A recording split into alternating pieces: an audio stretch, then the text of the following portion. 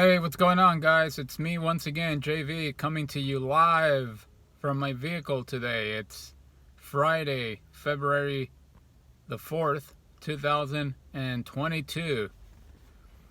Wishing everybody a good upcoming weekend for you guys that are going to be watching this video. Anyway, I just wanted to, as you guys well know, those that have watched my previous videos, I just came back from Mexico last Monday night, and during my 2-week stay down there, I actually had the opportunity to visit a very popular tourist attraction, a city called Oaxaca de Juárez, which a lot of people have actually visited in the past. And I just wanted to give my review for those of you that haven't been to the city and want to get a different perspective as to, you know, what it is, what to do upon your arrival there if you are indeed planning to go to that city, to Oaxaca. And first of all, we were there for about 4 days, and we arrived on a Wednesday, came back on a Sunday, and one of the first places that you need to visit is called El Zócalo, which is like the center, the downtown area of Oaxaca. So if you go down a street called Macedonia de Alcalá, it's a very populated city that leads you directly to the Zócalo. In there you'll find a couple of churches, one called La Iglesia de Santo Domingo, and there's another church that I forget the name that's right across the street from that Iglesia de Santo Domingo, and it's approximately 350 years old. I think it was built in the 18th century. It's very popular. A lot of tourists actually gather around that area to take pictures. There's some artists that are actually working on various canvases there. At least that's what was going down when we arrived on that particular day. Also, along that Macedonia de Alcalá street, you're gonna find a lot of restaurants, a lot of boutiques that sell souvenirs, clothing. It's basically a place where you can actually, you know, it's basically designed for tourists. Is basically what I'm trying to say. A lot of tourists hang out there. As you walk down that street, you're gonna come across a lot of folks that are trying to sell you city tours. So they basically have like a prospectus of pictures and sites that you can actually visit, not just in the city of Oaxaca de Juárez itself, but you can also visit the outskirts of Oaxaca, and I highly encourage you guys to do that. There's a couple of options. The first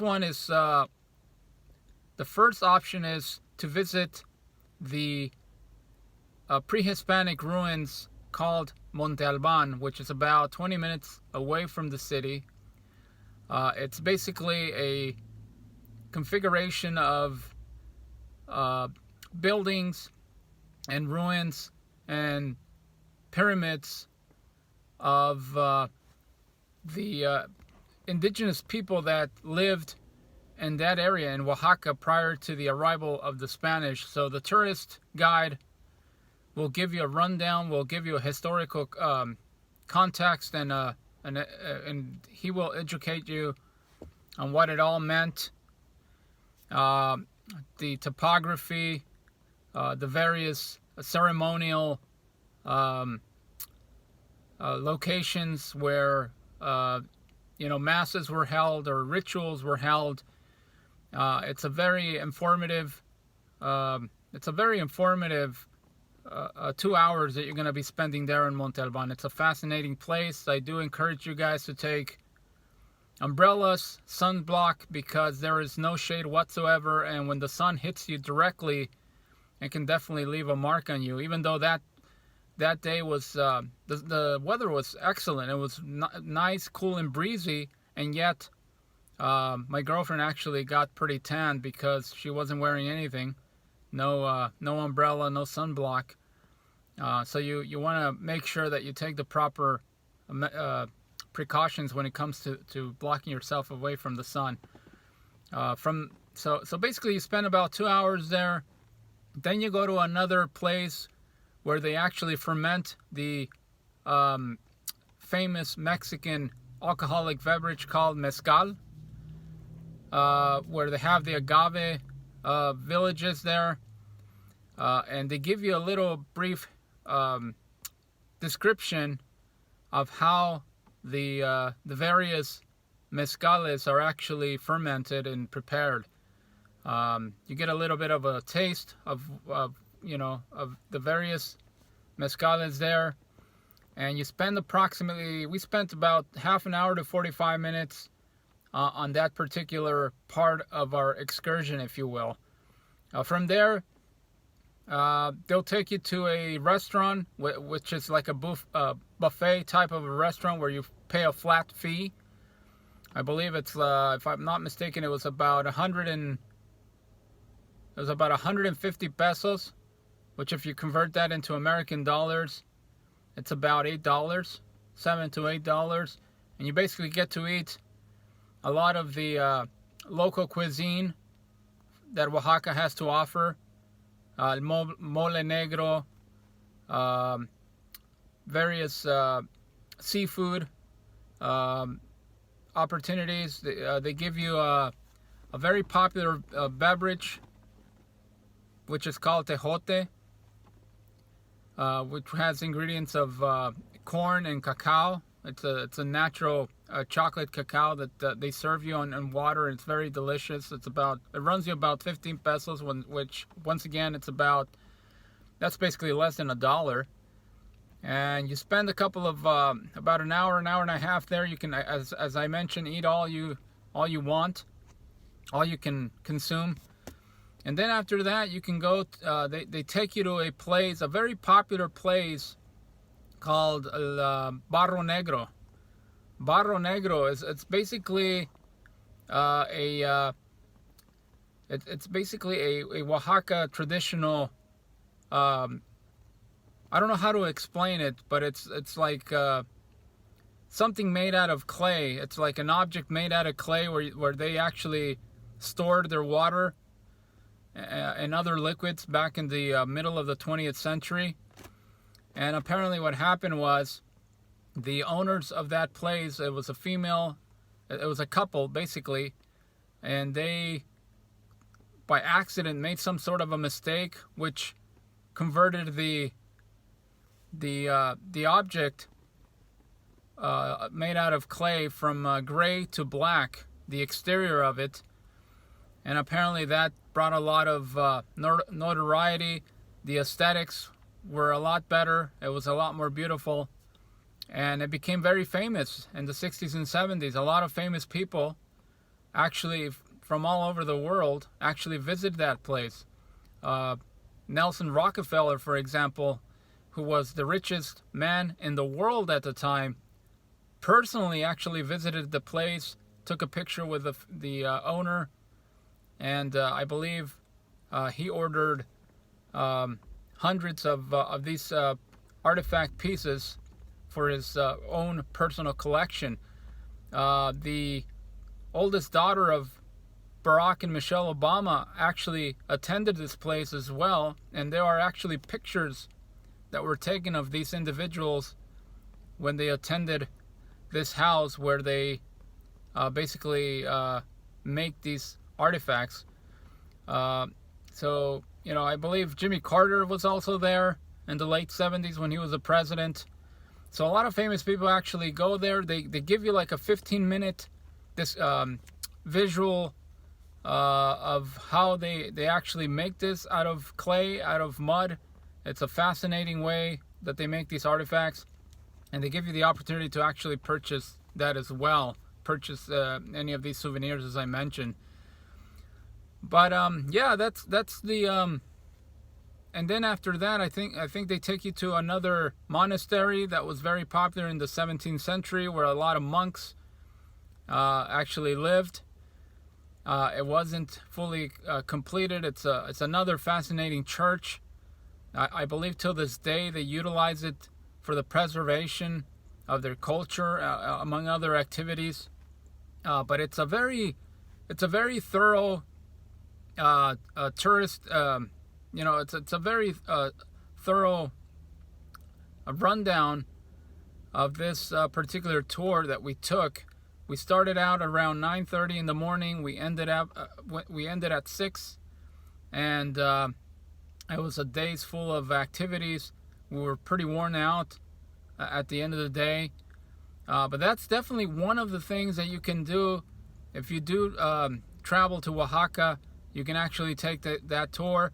There's another tour as well that we didn't go to, where they take you to a place that has incredible waterfalls, where you can actually shower inside of the waterfalls.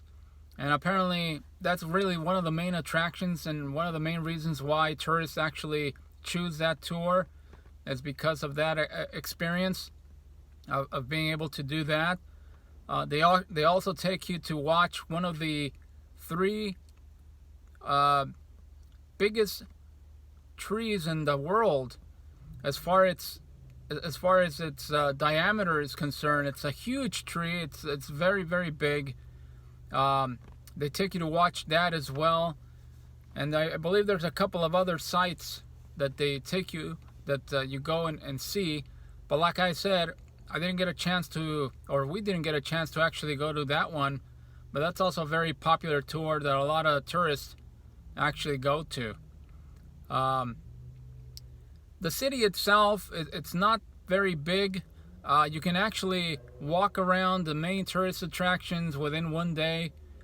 There's a little bit of a hill, so you want to take that into consideration if you're going to be taking the walk. The actual city tour, as I mentioned at the beginning of the video, runs you for about 100 pesos per person, which is about $4.50, and they give you about an hour tour around the city. They give you the historical context of the buildings, of the botanical areas where there's a lot of trees, there's a lot of plants, exotic plants. So basically, while you're riding the tour bus, there is a guide that is basically providing you, as I mentioned, with a historical context of each and every building and park. The food is excellent. The food is really nice. We stayed at we actually went to a couple of restaurants. One of them is called Casa Mayordomo, which is located. There's a couple of restaurants in the city, but the one that we actually attended is located right there on that street that I mentioned to you, Macedonia del Cala. It's very delicious. There's a variety of different dishes that you can have. The cost is reasonable. It's not too cheap. It's not too expensive. I would say it's reasonable. And we also had a couple of. We also had some nice Oaxaca tamales, which are made out of raisins, sweet raisins, and corn, among other dishes that we actually had during our stay there. The city itself is about, we want to say it's about 6 to 6.5 hour drive south of Mexico City. So if you are coming from abroad and you touch down on Mexico City and you want to hop on a bus that takes you to Oaxaca, if you don't want to fly directly to Oaxaca, the bus ride is probably about 6 to 6.5 hours. The cost of the ticket is going to run you about 1,500 pesos round trip, which is about, I'd say about $70 round trip. So it's relatively cheap. It's very comfortable. You can actually choose between a non-stop bus ride that includes a bathroom, or if you want to go, if you want to save yourself some money and use the economic or the economy version, if you will, that bus actually does stop a couple of times, and it doesn't have a bathroom, so keep that in mind when you go to the bus terminal and you ask for different bus options. They're going to tell you exactly what I just described to you. The cost in Oaxaca is cheaper than in Mexico City, so if you are going to rent out a hotel room, or if you're going to go into an Airbnb, the cost will be cheaper than if you were to stay, for instance, in Mexico City, or if you wanted to go to another popular tourist attraction in Mexico, such as Playa del Carmen, Cancun, Acapulco, etc., etc. So the cost is relatively low. And, other than that, overall, I think, to me personally, I think it's a city that you shouldn't be spending more than 4 days. I think 4 days max is more than enough to really experience what Oaxaca de Juárez has to offer in terms of tourist attractions, in terms of things to see. I was really impressed with the amount of tourists that were visiting the city, and apparently this is an ongoing thing. Even though it was January, and it was right after the peak of the holiday season, there weren't that many tourists. Nonetheless, there was a lot of people visiting the city, a lot of tourists, people from the U.S., people from Europe. I can only imagine how it gets during the warmer time of the year, warmer season time of the year, as well as December is probably jam-packed. So that's one of the things that really caught my eye and impressed me about Oaxaca de Juárez is the amount of tourists that it has, and it's a city that's being recognized more and more. More and more tourists are descending upon Oaxaca de Juárez. It's one of the most suggested places in the world to visit if you actually do your research. And I think that if you go there, as I mentioned, 4 days is more than enough. I don't think you're going to need more than that. You'll probably start to get bored after if you stay more than a week, for example. But it's worth watching. It's worth visiting for sure, especially this time of the year when it's not that warm and the weather is really nice and breezy in the afternoons. I highly encourage you to visit Oaxaca de Juárez. So that's basically what I wanted to make this video, give my review of Oaxaca de Juárez, and hopefully you guys get a chance to visit the city at some point, because it's definitely worth visiting. Thank you very much once again for watching, and as I always say, if you can please help me grow the channel by subscribing, by liking the video, and perhaps sharing it with other friends and family members, I would greatly appreciate it. It would go a long way and helping me grow this channel and continue to upload more videos regarding travel, regarding sports, regarding food, regarding a variety of other topics that are of interest to a lot of people out there. So, till next time, have a great weekend, and talk to you later. Thank you.